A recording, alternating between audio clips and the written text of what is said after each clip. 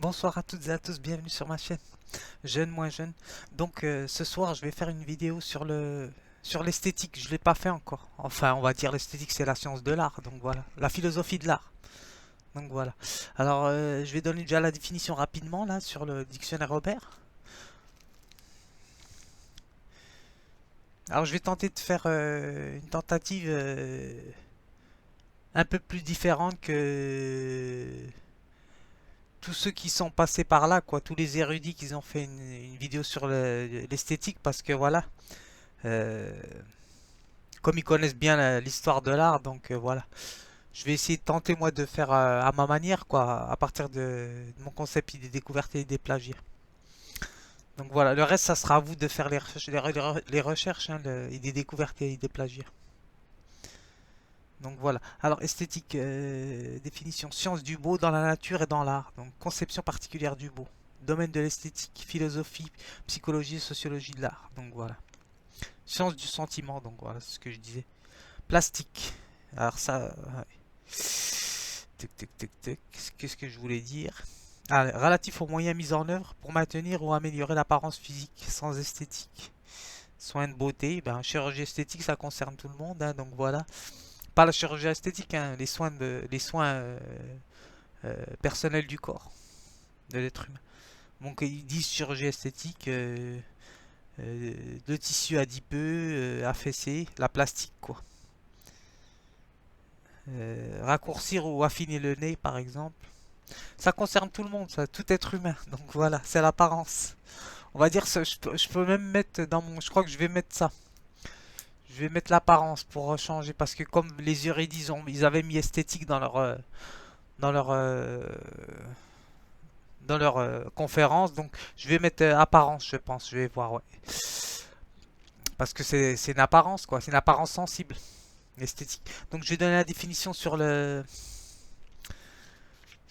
comment sur mon dictionnaire philosophique. Donc voilà, alors l'art.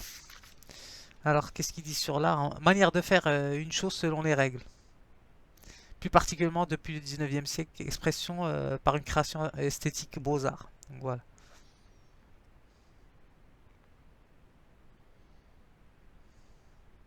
Alors comme disait Kant, hein, le beau, ça n'a rien à voir. Le beau c'est ce qui plaît sans concept, soi-disant. Kant, ce qu'il disait. Qu'alors l'esthétique, on va dire, c'est la perception. C'est la science du sentiment. Donc voilà, elle est plus appropriée à l'idée découverte. Donc voilà. On va dire que l'idée découverte est plus rapprochée au niveau de l'esthétique que l'idée plagiat. L'idée plagiat, elle est plus proche du beau. Donc voilà, parce que le beau, ça a à voir avec l'ordre, l'harmonie, la symétrie, bah, l'architecture, par exemple. Que ça soit l'architecture ou bien, comment ils appellent ça? Dans les mathématiques aussi, il y a quelque chose de beau dans les formules. Donc voilà, par exemple. Bon, alors je continue là, j'ai un peu perdu le fil de. Enfin, j'ai pas perdu le fil, mais j'ai commencé à élargir un peu le réseau d'idées, donc faut pas que je le fasse. Pour pas perdre les choses essentielles. Alors, le beau, disait Kant, est ce qui plaît universellement, tiens bien. Bien qu'il ne puisse le justifier intellectuellement. Et corrélativement, on a pensé qu'il existait un beau en soi, donc voilà. Ben, l'idéal, c'est l'idéalisme, ce concept platonicien. Mais encore, ça n'a rien à voir parce que Platon, lui, c'est le monde des idées. Donc pour lui, le concept d'idée chez Platon, c'est que euh, le sensible, on va dire le sensible et l'entendement, ce n'est rien d'autre qu'une copie du surnaturel qui est l'idée, le concept d'idée. Donc voilà. Donc lui, c'est le monde des idées, Platon. Donc ça n'a rien à voir. Mais bon, bref. Alors je continue. Comme l'harmonie, la pureté, la noblesse, donc ça a à voir avec ça l'esthétique. Enfin l'art. Donc voilà. Parce que c'est la définition de l'art, ça. Alors, la fonction de l'art est d'idéaliser la réalité. Donc voilà. Ouais, c'est une sublimation, quoi. Processus de sublimation. De toute manière, comme disait Freud, nous serons que très peu pour arriver à sublimer complètement. De toute façon, à part les plus grands, quoi, on va dire, comme Van Gogh, Monet ou... comment il s'appelle? qui est très important. Ça me reviendra. Je l'ai sous le bout de la langue, mais ça me reviendra. Celui qui a fait la Madone, pas Picasso, ça me reviendra. C'est le plus grand d'ailleurs, en plus c'est le plus grand artiste, donc ça me reviendra. Donc je continue. Alors l'histoire de l'art nous amène en fait à dissocier la beauté d'une œuvre d'art, donc voilà, et la représentation d'une chose belle. L'art peut être beau et évoquer la charogne, comme Baudelaire, ce que je vous avais lu le texte de Baudelaire, la poésie. Une, une, un exemple quoi. Alors le vil, la Goulue dans Toulouse-Lautrec, le grotesque, le nain de Velázquez aussi dans le tableau de Velázquez, les mots et les choses dont je vous avais parlé de Foucault. Donc voilà. Même si l'intitulé du tableau n'était quand même pas vraiment approprié à montrer la... Enfin c'est une forme d'art, on va dire ça comme ça, ouais. Mais c'est une forme d'art quand même qui pointe du doigt certaines caractéristiques aussi. Donc c'est ambigu, on va dire. Alors, Malraux appelle la part nocturne du monde, celle qui échappe à notre regard, voilà, quotidien, et que les convenances ou les traditions sociales nous détournent de regarder. Donc voilà. Oui, c'est un moyen de faire prendre conscience aux personnes, on va dire l'art, que l'être humain est quelque chose de fini et qu'il n'est pas surpuissant. Donc voilà, comme disait Nietzsche. Alors, ce que je vais dire, je vais commencer déjà par l'esthétique. On va dire c'est un ensemble de parties, hein. Ouais, c'est un ensemble de parties qui détermine une apparence, donc voilà, globale, qui désigne une chose ou un aspect physique. Donc voilà, le design, on appelle ça, donc voilà, aujourd'hui. Alors, c'est le concept d'art, hein, donc voilà. Là. Donc, c'est très complexe. Donc, c'est la science du beau. Donc, on va dire l'esthétique se rapporte aux émotions, donc voilà, directement. Et provoque, on va dire, comment dirais-je, pas un tableau, ou un livre ou une personne, un jugement de valeur, donc voilà, un jugement, des émotions, des sentiments, des perceptions, mais un jugement de valeur aussi, on va dire, un jugement qui se met derrière, automatiquement, donc voilà. De toute façon, toute perception amène à des sensations, et une sensation se rapporte à un jugement, donc voilà. Alors plus ou moins si la perception elle est aiguisée ou pas, selon l'idée découverte et l'idée plagiat. C'est pour ça que je dis que l'idée plagiat est plus sensible et sera amenée plus à élargir son potentiel au niveau de la sensibilité, de tout ce qui l'entoure, voilà, dans la nature. Alors que l'idée plagiale va se concentrer plus sur l'aspect au niveau de l'apparence. Donc voilà. Si l'apparence elle est très harmonieuse et symétrique, on va dire ça comme ça, et ordonnée parce qu'elle aime l'ordre, l'idée plagiat. Et l'ordre à voir avec les normes, donc voilà. Bah oui, puisque c'est une esthétique normative, hein, donc voilà, à la base. Donc voilà, puisque par-dessus tout, on va imposer des normes au niveau philosophique. Donc voilà, le bien, le mal, quoi. Le forme, le difforme, par exemple. Donc voilà, c'est pour ça que tous les philosophes se sont bagarrés là-dessus, ils sont pas d'accord. Donc voilà. Ouais, je pense que, comme dirait l'autre, c'est Spinoza qui a réconcilié tout le monde. Donc voilà. Ce que je veux dire pour pas perdre le fil de mon idée, bon, comme j'ai dit, c'est une science normative, hein, donc voilà, l'esthétique. Donc, concept d'art, donc la science du sentiment, on va dire ça comme ça, et des perceptions, et des émotions. Donc voilà, que ça soit un tableau aussi, j'ai oublié de dire, ouais, bien sûr, un tableau, que ça soit une sculpture, une architecture, ça c'est Hegel qui a mis ça en place. Les différents processus il a mis un système il a développé un système pour répertorier l'architecture, la poésie, la littérature, la sculpture. Donc voilà, c'est les philosophes qui ont mis tout ça en place. Comme je vous disais, hein, de toute façon, sans philosophie, il n'y a rien. Donc voilà, c'est du néant. Alors, ce que je veux dire, et encore le néant, c'est pas rien du tout, hein, comme dirait Sartre. Le néant, c'est encore quelque chose. Donc voilà. Alors, comme je dis, comme dirait l'autre, c'est que tout art ne part pas à partir de rien. C'est ça que je voulais dire, parce que l'art, euh, il limite si je pars de cette base, il limite la nature, l'art. Donc, s'il limite la nature, même les philosophes sont pas d'accord là-dessus. Mais bon, je donne mon opinion personnelle. Alors, si on devait se baser sur ça, c'est que l'art, il est comment? Il limite la nature, donc il n'y a pas vraiment d'invention, quoi. Il y a plus d'inspiration que de création, on va dire ça comme ça. Si je prends la totalité de tout l'univers et toute la création, depuis les grottes de Lascaux, là, avec les gravures sur les rochers, donc par exemple. Donc voilà, je vais pas essayer de partir trop loin parce que c'est très complexe, sinon je vais un peu vous embrouiller pour ceux qui sont pas super intéressés sur l'esthétique, tout ça. Donc j'essaie de faire un petit peu simple. Donc, alors faut pas confondre l'esthétique avec le beau, hein. Le beau le beau, il n'y a pas de concept dessus. Voilà. Le beau c'est d'après un goût, on va dire, c'est pas d'après un goût personnel le beau. Donc voilà, ça concerne tout le monde. Donc voilà. C'est pas comme l'esthétique. L'esthétique, c'est un point de vue personnel, c'est un sentiment et des perceptions personnelles et des émotions qui vont nous amener à avoir un critère personnel. Alors que le beau, ça se reconnaît tout de suite. Donc voilà, c'est sans concept. D'après Kant, hein, Emmanuel Kant. Donc, on va dire le beau et harmonie, comme je vous ai dit, hein. Le beau et harmonie, et de ordre, symétrie. Donc, en plus, c'est contradictoire puisque Platon dit que normalement la beauté, elle est pas symétrique, hein.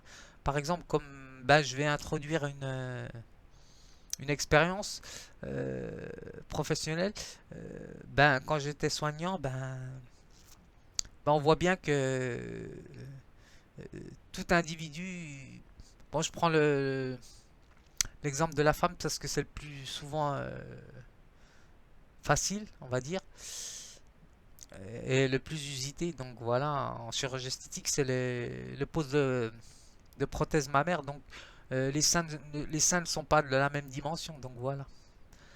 Donc, de toute façon, tout corps humain est disharmonique. Donc voilà, il y a une proportion disharmonique pour former une harmonie. Donc voilà. J'en avais parlé ça déjà dans la vidéo sur euh, l'âme et l'amour. Donc voilà, que j'avais fait. Donc, alors, ce que je veux dire aussi, c'est que, comment dirais-je? Oui, c'est tout. Donc voilà, c'est ce que je voulais dire. J'ai fait vraiment simple, quoi. C'est pour ne pas se prendre la tête et pour que vous puissiez être inspiré vous aussi, quoi. Alors, j'ai fait un petit texte, bien sûr, hein, comme d'hab. C'est une petite habitude maintenant. Une bonne habitude. Alors, j'ai mis toute création ne part jamais à partir de rien, comme ce que je vous ai dit. Si l'on se base que l'art, la nature, que l'art imite la nature. Donc voilà, le dieu de Spinoza par exemple. Donc voilà, c'est la nature, tout ce qui existe. Donc voilà, c'est pour ça que je dis que Spinoza réconcilie tous les philosophes. Donc voilà. Alors le mot esthétique est dérivé du grec esthésie, signifiant beauté, sensation. Donc voilà. Science du sensible, comme je vous dis, théorie des arts, du goût. Diderot, lui, par contre, dans le dictionnaire philosophique, dans l'encyclopédique, il avait dit que il avait instauré la manière ou le goût. Donc voilà, lui, je pense que c'est dû aussi à son parcours. Je pense, comme il s'est marié avec comment ils appellent ça, une, ils appellent ça une domestique, hein, voilà, il s'est marié avec quand même une domestique, donc voilà. Et c'est pour ça que sa position au niveau du beau, elle est assez tranchée, quoi. Donc voilà. Je pense que je le mets, je le considérerais plus dans les idées découvertes, par exemple, Diderot. Parce qu'il est plus dans le sentiment, dans la sensibilité, comme Rousseau, pareil. Donc voilà. Alors chez Hegel, comme j'ai dit, l'esthétique, c'est l'idée. Il développe un système des beaux-arts, hein, comme je vous ai dit. Donc, Alors chez Platon, c'est ce qui compte, c'est l'idée et le concept, hein, donc voilà. Ce qui n'est pas, pour lui, ce qui est intelligible à l'entendement, c'est incarné dans la matière, donc l'esthétique. Pour lui, ce qui est important, c'est le concept d'idée, parce que toute chose, on va dire, toute esthétique incarnée dans un corps, chez Platon, eh ben, c'est une copie des idées, donc voilà. Parce que lui, il se base pas sur le corps, il se base sur les idées, Platon. C'est le plus haut degré du beau, c'est l'esprit. Donc voilà, la transcendance, voilà. Alors, concept d'idée, j'ai mis le monde des idées est au-dessus du sensible. Voilà, Platon, lui, est dans la beauté, car elle a un caractère surnaturel, voilà, ce que je vous ai dit, voilà, transcendantal. Donc intelligible par la pensée et non par l'apparence, qui est une copie, l'esthétique. Donc voilà. C'est une idée découverte pour lui, Platon, par exemple. Euh, tout ce que nous faisons là. Si on part à partir du concept de Platon, donc voilà, parce que c'est des concepts philosophiques. Même si j'ai essayé de mettre un concept philosophique, euh, ça passe parce que, on va dire ça comme ça passe parce que dans mon concept, je traite, on va dire, plus des caractéristiques euh, qui dominent tel ou tel individu. Ça veut dire manière de penser, manière d'être. Donc voilà. Une personne plus sensible ou une personne plus dans le raisonnement. Comme Rousseau, il est plus dans le romantisme, quoi, dans le sentiment et le raisonnement. Qu'alors Platon, il est plus dans le monde des idées, par exemple. Il est moins dans la sensibilité, Platon. Donc il est plus dans les idées, on va dire. Il n'est pas dans les idées plagiat, bien sûr, il est dans les idées découvertes, mais dans un autre niveau, par exemple. Pour ça, je dis le concept d'idées découvertes et d'idées plagiat, il s'adresse à toute la filière philosophique, on va dire ça comme ça. C'est un peu prétentieux, mais bon, j'ai essayé de tenter de faire quelque chose. Je sais pas, j'ai jeté une bouteille à la mer, donc je verrai bien quand je serai plus de ce monde, qui reprendra tout ça, quoi. Donc voilà, ça serait intéressant, quoi. Donc s'il y a une vie après la mort, je le saurai peut-être. Donc voilà, assez parlé de ça. Donc alors, je continue. Alors ce que je disais, c'est qu'il est découverte et a conscientisé plus l'esthétique que le beau. Donc voilà. Comme j'ai dit, je vous redis, l'esthétique, ça a à voir avec la sensibilité, le sentiment, les émotions, la perception. Donc tout ça est plus aiguisé, plus, on va dire, est plus mis en avant. Donc on va dire, c'est une construction euh, naturelle, quoi, qui fait partie de l'idée découverte. Alors que l'idée plagiat, elle a conscientisé plus le beau, l'apparence, ça veut dire, l'enveloppe, que l'esthétique. La sensibilité, l'esthétique, ça touche plus à quelque chose de personnel, on va dire ça comme ça, oui, c'est ça. Alors donc l'architecture c'est intéressant, hein. Comme ce que je vous avais dit la dernière fois, l'architecture c'est, on va dire c'est l'agencement qui se construit au niveau de la disposition d'une maison, par exemple la charpente, euh, on va dire l'ossature de la maison, les pièces, la disposition, l'agencement des pièces, le grenier, la cave. Comme disait Gaston Bachelard, hein, de toute façon. Une maison, il faut qu'il y ait un grenier et une cave. Et il a raison, c'est pas faux. C'est esthétique, quoi, donc voilà. C'est un poète d'ailleurs. Alors je continue. Alors, chez Kant, le sublime produit une sensation terrible de terreur et de passion violente. Voilà. Le spectacle de la nature, comme je vous ai dit. Donc, le sublime est une valeur caractérisée par la disharmonie, la démesure, le désordre et la dissymétrie. Tout ce qui concerne le déchaînement de la nature, quoi. C'est un beau spectacle, on va dire ça comme ça. Rien à voir avec la guerre, hein, donc voilà. C'est pas ce qu'il a voulu dire, Quentin. Le chaos et la guerre, ça n'a rien à voir, hein. Donc, ça veut juste dire le sublime, ça veut juste dire la manifestation naturelle de l'émergence, on va dire que j'ai mis de l'émergence de la nature. Les montagnes, tremblements de terre, séismes, volcans, tout ce qui dépasse l'être humain et incompréhensible à son monde intelligible. Alors pour terminer, je dirais que si nous sommes spinozistes, nous appartenons au sublime, car c'est la nature, donc voilà. Même si nous sommes que des attributs et des modes, donc voilà. J'espère que ça vous aura plu la petite vidéo sur... voilà, la petite... une, une petite, mais très intéressante, parce que je sais que c'est pas complet, cette vidéo. Et puis je vais lancer une vidéo après de danse que j'ai faite. Et c'est sur la suite. C'est sur la suite de ça que j'ai fait là. On va dire ça sera pour interpréter un peu philosophiquement une pensée et les concepts que j'ai mis, dont j'ai parlé. Donc voilà. Donc bon visionnage et puis bien à vous.